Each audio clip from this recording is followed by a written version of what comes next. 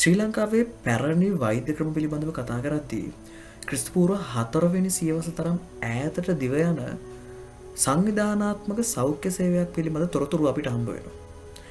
පැරණි රෝහල්, ශල්‍ය වෛද්‍ය ක්‍රම, ගිල්වීමේ චිකිත්සක ක්‍රම ආදී ඇතුළත් වෙච්ච ලෝකේ පැරණිතම රාජ්‍ය අනුග්‍රහය සහිත සෞඛ්‍ය සේවයක් අපිට ලංකාවේ ඉතිහාසයෙන් හම්බ වෙනවා. ඉතින් අපි කෙටියෙන් කතා කරමු අද ඒ ගැන.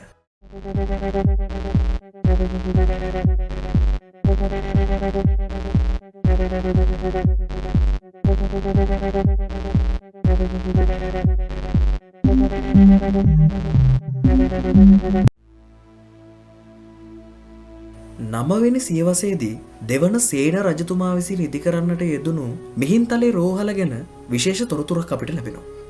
ඒ තමයි හයින්ස් මුලර් කියන තැනැත්තා වරකදී පවසනවා යුනෙස්කෝ සංවිධානයේ විසින් ක්‍රියාත්මක කරන්නට යෙදුණු සේදමාවත වැඩසටහන ඔස්සේ දැනට පිළි අරගෙන තියෙන පුරාවිද්‍යාත්මක සාක්ෂි සහිත ලෝ පැරණිතම රෝහල මේක වෙන්න පුළුවන් කියලා ඔහු වරකදී කියනවා. ලංකා ඉතිහාසයේ පැරණිතම රෝහල එහෙම නැත්නම් සෞඛ්‍ය සේවයේ ආරම්භය පිළිබඳව අපිට තොරතුරු හම්බ වෙන්නේ මිහින්තලෙන් නෙමෙයි. මිහින්තලයටත් වඩා බොහොම ඈත අතීතයේ ඉඳලා. ක්‍රිස්තුපූර්ව 4 වන සියවසේ නැත්නම් පණ්ඩුකාභය රාජ්‍ය සමයේ ඉඳන් පණ්ඩුකාභය රජතුමා තමන් නගර සැලසුම් නැත්නම් අනුරාධපුරය ගොඩනගද්දී මේ රාජ්‍ය ආන්ත්‍රණය විධිමත් කරා කියන තොරතුරු අපිට වංශ කතාවෙන් හම්බ වෙනවා. මේ තොරතුරු අතර තියෙනවා රජතුමා ගම්මාන තුල ගිහි නිවාස සහ රෝහල් ඉදි කරා කියලා. ඉතින් අපිට හම්බ වෙන පැරණිම සාක්ෂිය තමයි මෙන්න මේක. අනුරාධපුර නගරය පිළිබඳව කරන ලද ඉදිකිරීම් පිළිබඳ විස්තරයේදී සිවිකා ශාලා සහ සූතිකර පිළිබඳව තොරතුරු සඳහන් වෙනවා. ඉතින් මෙන්න මේ තොරතුරු තමයි ලංකාවේ පැරණි වෛද්‍ය සේවය පිළිබඳව අපිට හම්බ වෙන මුල්ම තොරතුරු.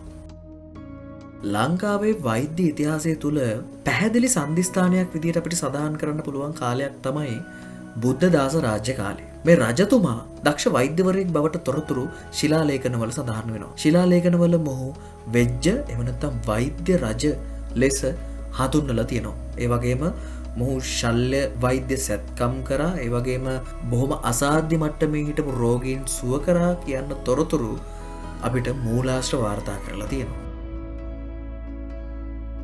මේ රජතුමාගේ විශේෂත්වය රජතුමා වෛද්‍යවරයෙකු බවට පත්වීමම නොවේ. බුද්ධදාස රජතුමා ලංකාව පුරාම විහිදී යන ආකාරයෙන් සංවිධානාත්මක වෛද්‍ය සේවයක් නිර්මාණය කරලා තියෙනවා. ඒ කියන්නේ ලංකාව පුරාම විහිදී යන ආකාරයෙන් රෝහල් පද්ධතියක් නිර්මාණය කරලා තියෙනවා. ශිලාලේඛන වාර්තා කරන විදිහට ලංකාවේ සෑම ප්‍රදේශයකම ගම්මාන 10කට එක රෝහලක් පැගින් මෙම රෝහල් ඔහු නිර්මාණය කරලා තියෙනවා. එහිදී හෙද කාර්ය මණ්ඩල වගේම වෛද්‍යවරු අනියුක්ත කරලා තියෙනවා කියන එකත් අපිට වාර්තා වෙනවා. ඒ වගේම තමයි මේ රෝහල් වල වෛද්‍යවරු සහ හෙද කාර්ය මණ්ඩල වල නඩත්තු වෙනුවෙන් වගේම මේ රෝහල් වල නඩත්තුව වෙනුවෙන් ඒ ප්‍රදේශ වලින් ගම්මර ප්‍රදානය කරලා ඒ ගම් වලින් අය කරගන්න බදු මුදල් මේ නඩත්තු කටයුතු වෙනුවෙන් යෙදෙව්වා කියන්න තොරතුරු අපිට මේ ශිලාලේඛන සහ පුරාවිද්‍යාත්මක මූලාශ්‍ර වලින් හමු වෙලා තියෙනවා. ඉතිහාසඥයින් වාර්තා කරන ආකාරයට ලෝකේ රාජ්‍ය අනුග්‍රහය සහිත සංවිධානාත්මක වෛද්‍ය සේවයක් පිළිබඳව හමුවන පැරණිතම සාක්ෂි වලින් එකක් විදිහට මේක නම් කරන්න පුළුවන්. අපිට හම්බ වෙන තවත් විශේෂ කාරණාවක් තමයි මේ සෞඛ්‍ය සේවය තුල තියෙන පැරණි බෞද්ධ මුහුණුවර. ඕනම රටක ඒ රටේ සෞඛ්‍ය සේවය නැත්නම් පැරණි සෞඛ්‍ය සේවයට ඒ ප්‍රදේශවල වර්ධනය වෙලා තියෙන ආගමික සංස්ථාවන් වල බලපෑම අපිට දකින්න පුළුවන්. උදාහරණයක් විදිහට ළඟම උදාහරණයක් විදිහට අපිට ලංකාවේ වර්තමාන වෛද්‍ය සේවය ඇතුලේ හෙද කාර්ය මණ්ඩලයට යටත් විජිත සමයේ කතෝලික දහම ආශ්‍රිතව නිර්මාණය වෙච්චි පූජකවරයන්ගේ වස්ත්‍රයේ ආభాෂය ලැබිලා තියෙනවා සහ ඒ තනතුරු වල ආభాෂය ලැබිලා තියෙනවා අපිට දකින්න පුළුවන්. ඉතින් මේ විදිහට පැරණි ලංකාවේ මේ වෛද්‍ය සේවය තුල බෞද්ධ මුහුණුවරක් කලින් කලට වර්ධනය වෙලා තියෙන ආකාරය අපිට දකින්න පුළුවන්. රෝහල් සංස්කෘතිය ඇතුලේ වෛද්‍ය සේවයේ වර්ධනය වෙලා තියෙනවා වගේම බෞද්ධ මුහුණුවරකුත් වර්ධනය වෙලා තියෙනවා. උදාහරණයක් විදිහට අපිට දකින්න පුළුවන් වර්තමානයේදී පවා සමහරක් භික්ෂුන් වහන්සේලා මේ පැරණි වෛද්‍ය සේවයේ තවමත් නිරත වෙනවා. ඉතින් මේ පැරණි රෝහල් පිළිබඳව තොරතුරු වාර්තා කරද්දී ඒ පැරණි රෝහල් ආශ්‍රිතව වෛද්‍යවරු ලෙස භික්ෂුන් වහන්සේලා කටයුතු කරලා තියෙනවා කියන තොරතුරු අපිට ජනවාරින් වගේම මූලාශ්‍ර කරුණු වලින් හම්බ වෙනවා. විශේෂයෙන්ම මේ රෝහල් ආරාම ආශ්‍රිතව ඉදිවීමත් මේ ආශ්‍රිත කරුණක් විදිහට අපිට ඔබට දක්වන්න පුළුවන්. උදාහරණයක් විදිහට ආලාහන පිරිවෙන් සංකීර්ණය, ඒ වගේම පොළොන්නරුවේ තිබෙන අනෙකුත් රෝහල් සහ මැදිරිගිරිය දීඝවාපිය ප්‍රදේශ ආශ්‍රිතව ඉදිවිලා තියෙන රෝහල් අපිට මෙහිදී උදාහරණ විදිහට ඔබට දක්වන්න පුළුවන්. හතරවන කස්සප රජු උපසග්ග කියලා පැතිරුණු රෝගයක් එක්ක සටන් කරන්න අනුරාධපුරේ සහ පොළොන්නරුවේ රෝහල් දෙකක් ඉදිකරපු බවට සාක්ෂි ලැබෙනවා. මහා පරාක්‍රම බාහු රජතුමා පොළොන්නරු රාජධානි සමයේදී ආලාහන පිරිවෙන් සංකීර්ණය ඉදිකිරීමත් සමග මේ යුගයේදී මේ දේශීය පැරණි සෞඛ්‍ය සේවයේ උච්චතම අවස්ථාව අපිට දකින්න පුළුවන්.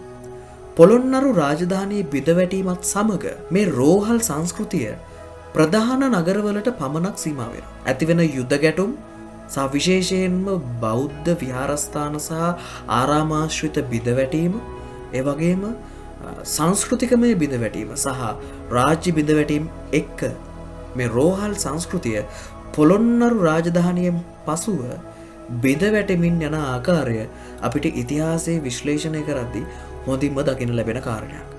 මහනුවර රාජධානිය පමණ වන විට ප්‍රධාන නගරයේ ආශ්‍රිතව පමණක් ස්වල්පමය වශයෙන් රෝහල් තිබූ අතර ගම්මානවලට වෙජ්ජ එහෙම නැත්නම් වෙදුන් පමණක් සිටි බවටත් ඔවුන්ගේ නිවෙස්වල කුඩා රෝහල් පවත්වාගෙන ගිය බවටත් අපිට සාක්ෂි හම්බ වෙනවා. ඉතින් මෙන්න මේ ආකාරයෙන් ලංකාවේ පැරණි විශ්මිත වෛද්‍ය ශාස්ත්‍රය ඉහළට පැමිණීම වගේම බිඳවැටීමත් අපිට දකින්න පුළුවන්. ඒ වගේම තමයි මේ පැරණි වෛද්‍ය ක්‍රම ආශ්‍රිතව නිර්මාණය කරන ලද පැරණි ශල්‍ය උපකරණ සහ ඊටාම සුවිශේෂී වෛද්‍ය ක්‍රම අපිට හම්බ වෙනවා. ඉතින් මේ උපකරණ සහ අමුද්‍රව්‍ය වගේම මේ වෛද්‍ය ක්‍රම පිළිබඳව කතා කරද්දී විශේෂ කැණීම් ස්ථාන කිහිපයක් අපිට හම්බ වෙනවා.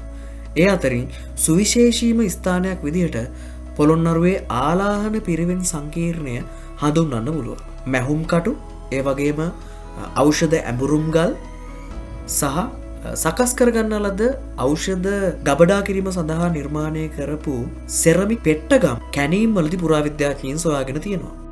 මේ කැණීම් අතරතුර එක්තරා විශේෂ සිදුවීමක් සිද්ධ වෙනවා.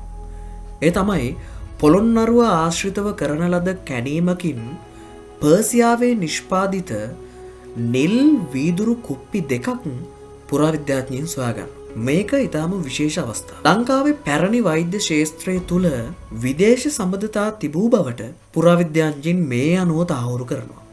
පර්සියාව, චීනය සහ පෙර අපර දෙතිගම එකට යා කරමින් මේ ආකාරයෙන් වෛද්‍ය ශාස්ත්‍රය සම්බන්ධ ජාත්‍යන්තර සම්බන්ධතා පැවැත් වූ බවට මේ තුලදී පුරාවිද්‍යාඥයින් සහ ඉතිහාසඥයින් තොරතුරු සනාථ කරනවා. ඒ වගේම තමයි මේ වෛද්‍ය ශාස්ත්‍රයට අදාළ උපකරණ හුවමාරු වුණා වගේම වෛද්‍ය ක්‍රම පිළිබඳව දැනුමත් මේ ආකාරයෙන් ජාත්‍යන්තරයට ගමන් කරා කියන කාරණාව විශේෂයෙන් විද්වතුන් මේ තුරදී සඳහන් කරනවා. ඉතින් අපි අද කෙටියෙන් කතා කරේ ලංකාවේ වෛද්‍ය ශාස්ත්‍රයේ ඉතිහාසය ගැන. ඉතින් මේක ඔයාලත් දන්න කරුණු ෂෙයා කරගෙන යන්න.